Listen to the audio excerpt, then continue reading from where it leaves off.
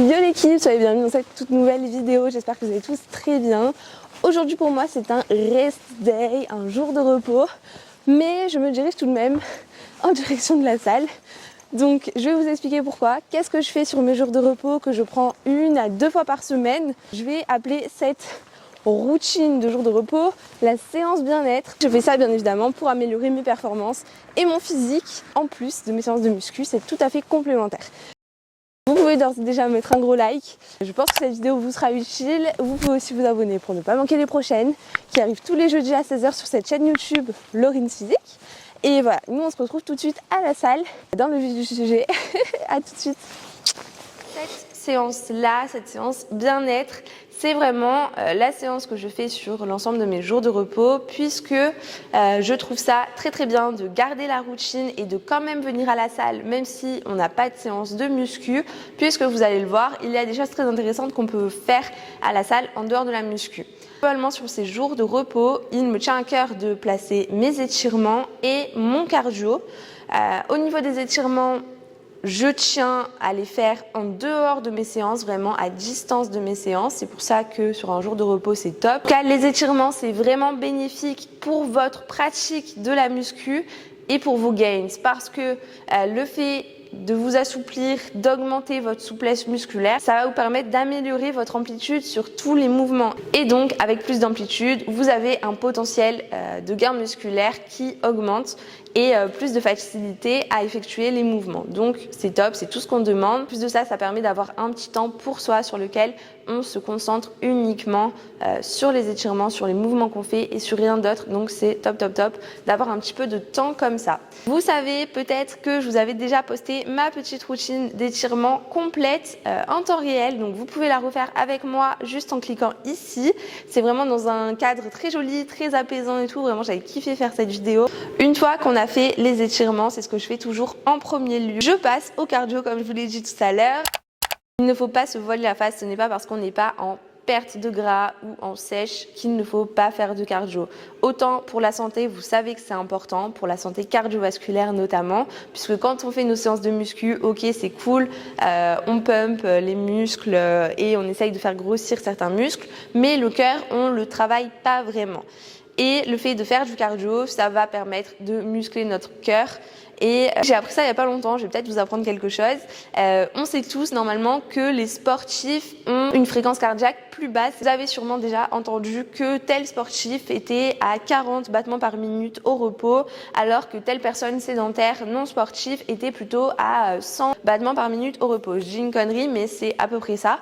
Explication qui est tout à fait logique, c'est que les sportifs qui musclent leur cœur, donc qui font beaucoup de cardio, musclent leur cœur effectivement, donc leur cœur grossit, pas énormément, mais grossit tout de même, et grâce à cette circonférence qui est augmentée, eh bien le cœur fait des pulsations plus importantes qui permettent d'envoyer plus de sang sur un battement que les personnes qui ne sont pas entraînées et qui sont sédentaires et qui n'ont pas un cœur musclé.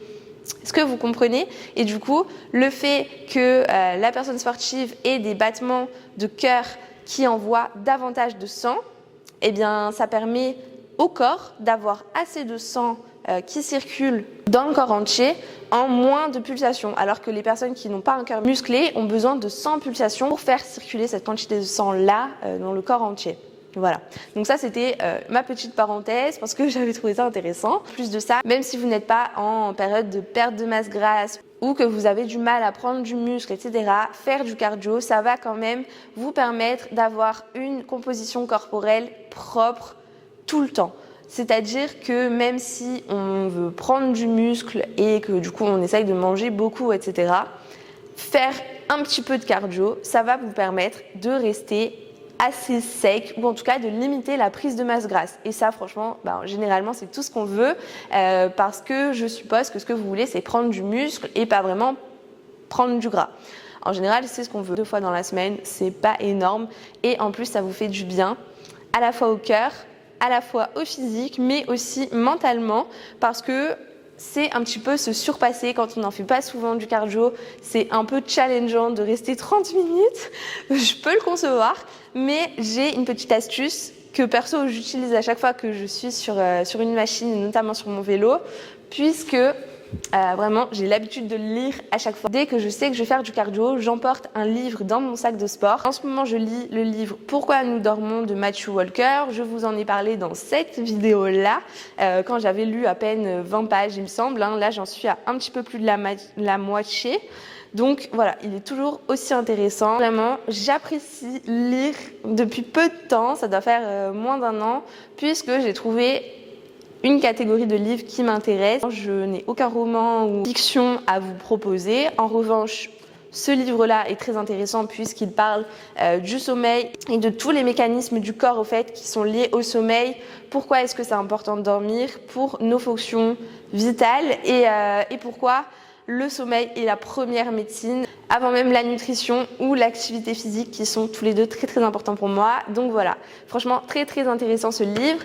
J'ai terminé déjà récemment le livre Le fabuleux pouvoir de votre cerveau que j'ai terminé sur mon vélo comme je vais vous montrer, qui lui aussi était très intéressant. Donc voilà, c'est vraiment des livres, je ne sais pas si on peut dire scientifiques, mais en tout cas qui nous apprennent des choses sur des sujets qui m'intéressent. De lire pendant votre cardio, déjà ça permet d'optimiser votre temps, de ouf, vraiment, parce que pendant que vous faites votre cardio, en même temps vous lisez, c'est comme si vous lisiez chez vous, allongé sur votre lit, sauf qu'en fait vous faites du cardio, vous faites de l'activité physique et c'est bon pour votre cœur. Donc c'est top. Et en plus de ça, ça vous permet peut-être, si jamais vous ne trouvez pas le temps de lire dans votre vie, ça vous permet de lire pendant que vous faites votre cardio.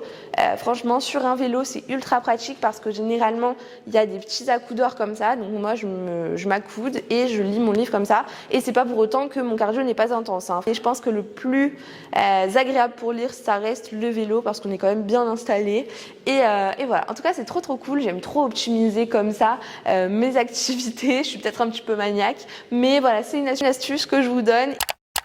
J'espère en tout cas que cette vidéo vous aura été utile. Si jamais vous avez vos propres séances bien-être, n'hésitez pas à m'en faire part dans les commentaires.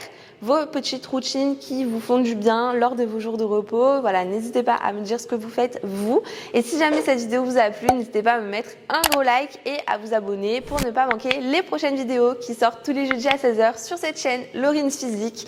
Moi je vous embrasse, je vous retrouve jeudi prochain. C'était Lauryn. Ciao!